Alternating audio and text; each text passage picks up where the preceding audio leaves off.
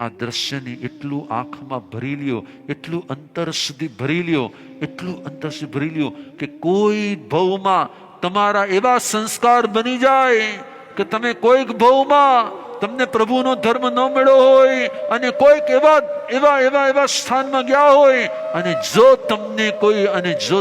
કોઈ આવી પંચેન્દ્રી, આવી એકેન્દ્રી, આવી બેન્દ્રી જીવની કીડીઓ તળેલી આપે, વાંદાઓ તળેલા આપે, બીજું કંઈ ખવડાવે તો તમારો આત્મા ત્યારે જ જન્મ જન્મના સંસ્કારથી, આ પર્યુષણના સંસ્કારથી તમારો આત્મા એવો જાગેલો હોય કે તમારો આત્મા ત્યાં ના પાડી દે. બસ પ્રભુને કહો, પ્રભુ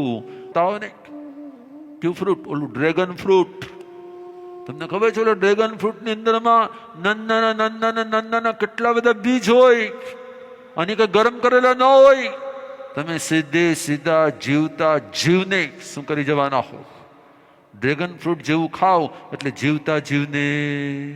બસ આ જ નક્કી કરો, જે પંચેન્દ્રિયમાં ક્યારેય અફસોસ નહીં રહે. અને એટલે જ આજ પ્રાયશ્ચિત કરીને પોતાના હૃદયને એકદમ એવું હળવું ફૂલ કરી દો કે પ્રભુ આજથી મારે કોઈ જીવતા જીવનું, મારું જૈનત્વ એવું હોય, મારું જૈનત્વ એવું હોય. આવી તમામ ભૂલોનું જેટલા પણ જીવતા જીવને હું આજ સુધી જમ્યો છું, જેટલા પણ જીવતા જીવને હું આજ સુધી જમ્યો છું, હે જીનેશ્વર, હે પરમેશ્વર, બે હાથ જોડીને પર્વાધિરાજ પર્યુષણ મહાપર્વના અવસરે હું મારા હૃદયથી પશ્ચાતાપ કરતા કરતા